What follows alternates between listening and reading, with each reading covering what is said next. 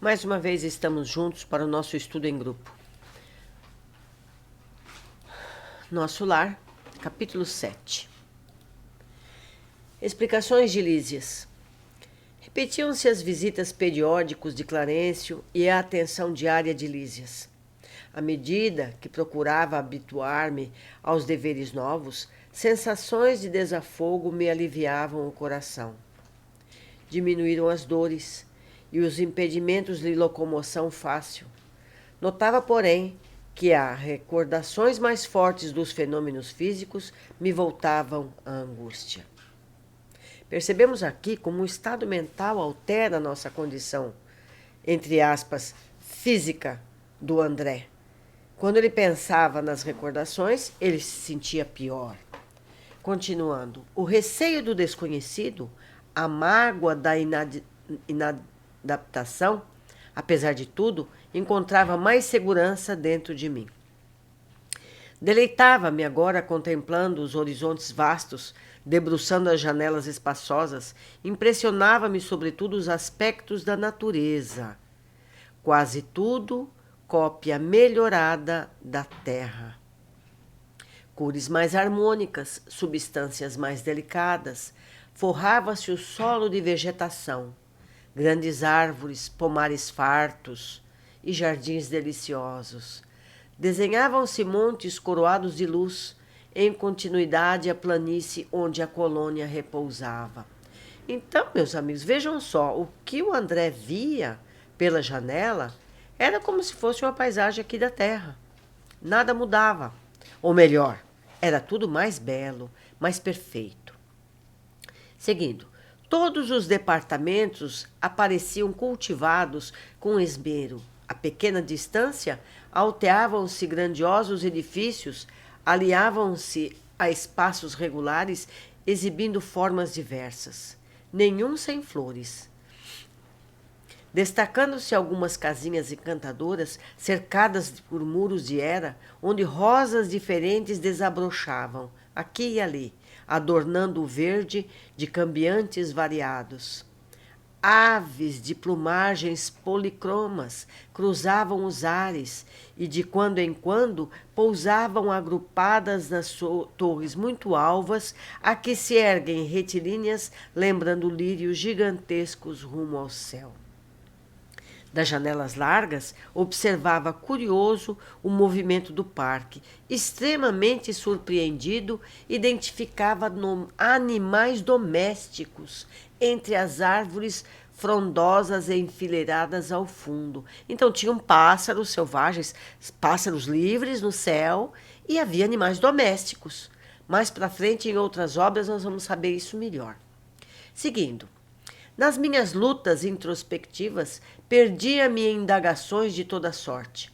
Não conseguia atinar com a multiplicidade das formas análogas às do planeta, considerando a circunstância de me encontrar numa esfera propriadamente espiritual.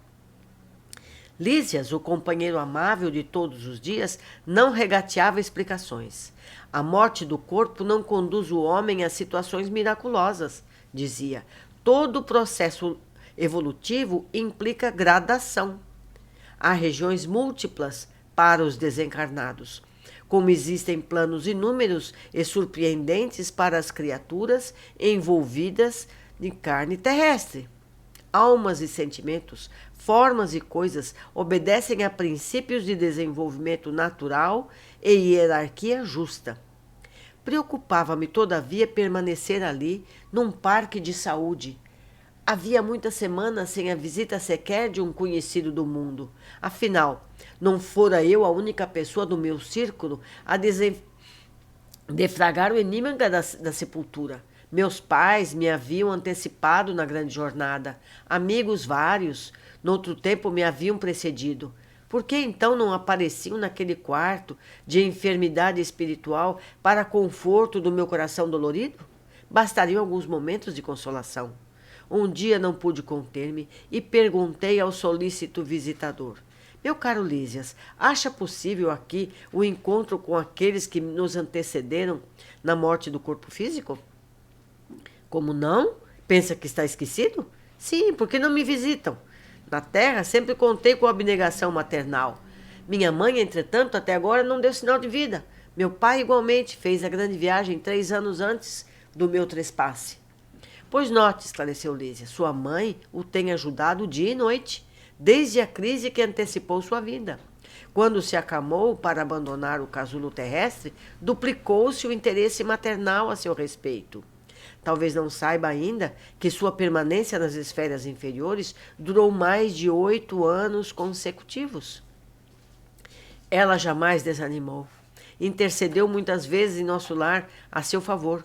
Rogou os bons ofícios de Clarencio, que começou a visitá-lo frequentemente, até que o médico da terra, vaidoso, se afastasse um tanto a fim de surgir o filho dos céus. Compreendeu? Eu tinha os olhos úmidos, ignorava o número de anos que me distanciavam da gleba terrestre. Desejei conhecer os processos de proteção, imperceptível, mas não consegui. Minhas cordas vocais estavam entorpecidas, com um nó de lágrimas represadas no coração. No dia em que orou com tanta alma, prosseguiu o enfermeiro visitador, quando compreendeu que tudo no universo pertence ao Pai Sublime, seu pranto era diferente. Não sabe que há chuvas que destroem e chuvas que criam? Lágrimas há também assim. É lógico que o Senhor não espera por nossas rogativas para nos amar. No entanto, é indispensável nos colocarmos em determinada posição receptiva, a fim de compreender-lhe a infinita bondade. Um espelho ofuscado não reflete luz. Desse modo, o Pai não precisa de nossas penitências, mas convenhamos que as penitências prestam ótimos serviços a nós mesmos. Entendeu?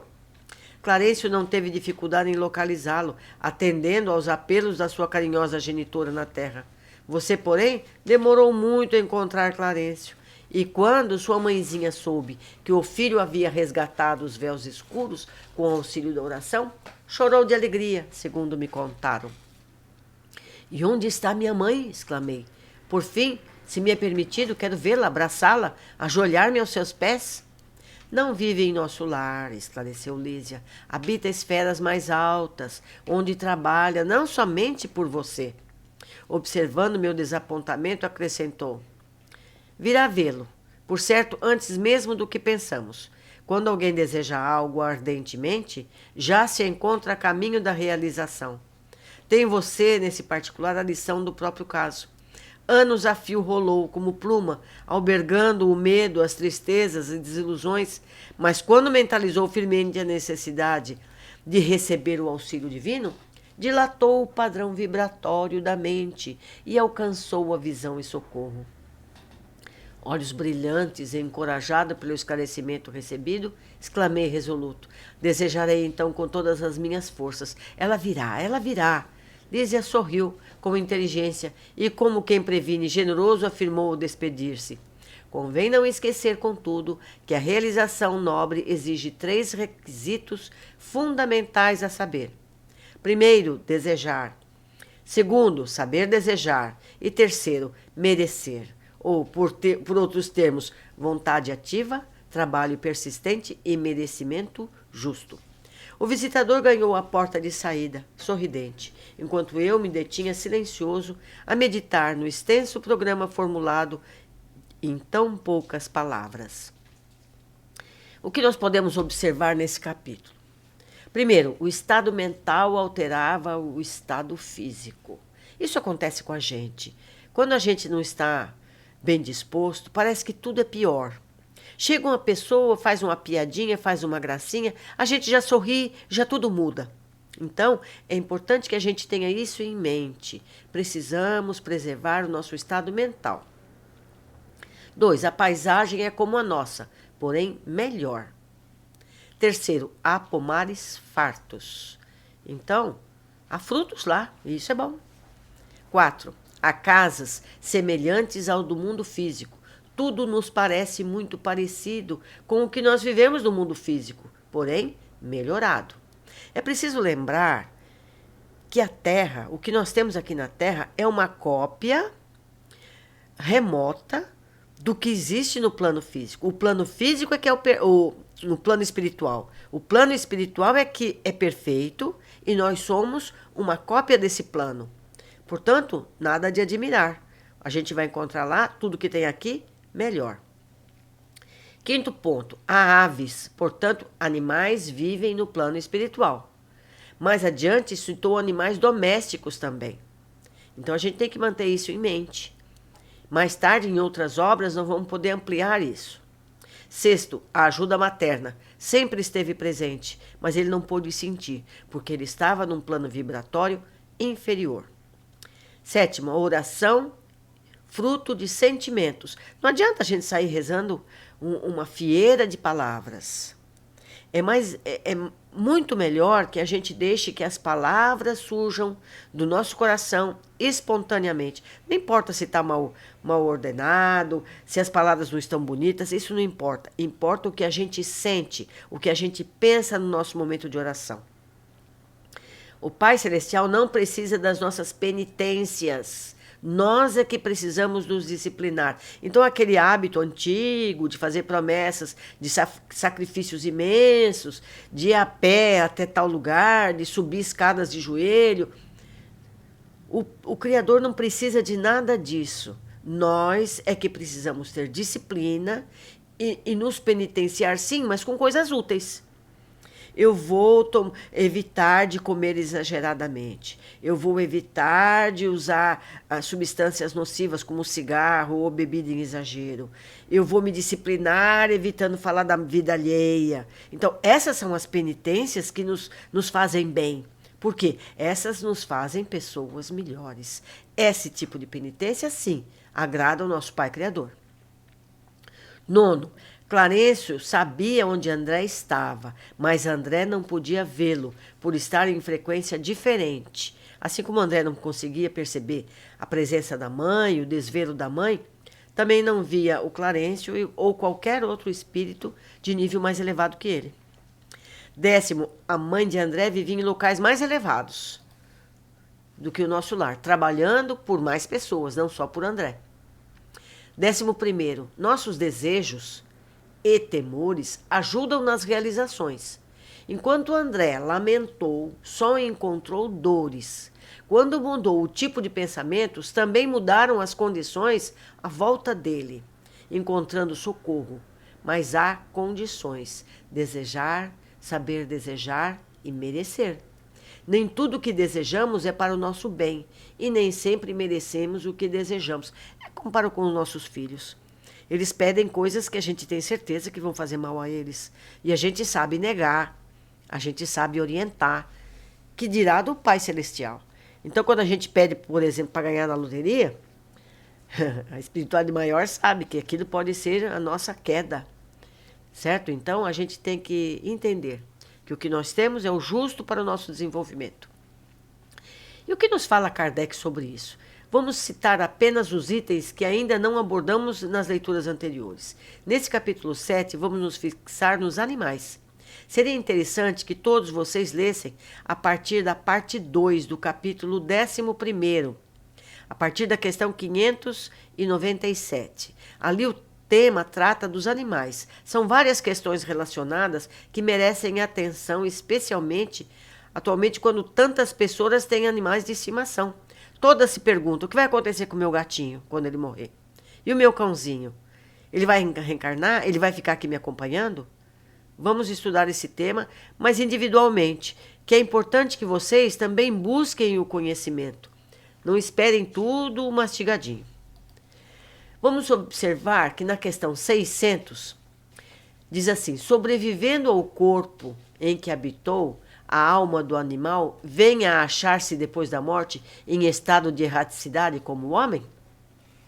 A resposta: fica numa espécie de erraticidade, porém que não mais se acha unida ao corpo, mas não é um espírito errante. O espírito errante é um ser que pensa e obra por livre vontade. De idêntica faculdade não dispõem os animais. A consciência em si mesmo é o que constitui o principal atributo do espírito. O do animal, depois da morte, classificado pelos espíritos a quem incumbe essa tarefa, utilizando quase imediatamente. Não lhe é dado tempo de entrar em relação com outras criaturas. Observo, em estudos paralelos, acabamos por entender melhor o que está destacado acima. A maioria dos animais reencarna muito rapidamente depois da morte do corpo físico, especialmente insetos que têm vida em grupo. Abelhas, formigas, por exemplo, renascem quase que instantaneamente. Os peixes de cardume também. Questão 601. Os animais estão sujeitos, como o homem, à lei progressiva? Sim, e daí vem que dos mundos superiores, onde os homens são mais adiantados, os animais também o são, dispondo de meios mais amplos de comunicação. Olha que curioso!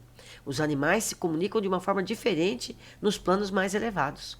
São sempre, porém, inferiores ao homem, e que lhes acham submetidos, tendo eles, o homem, servidores inteligentes. Então, a ideia de evolução constante existe.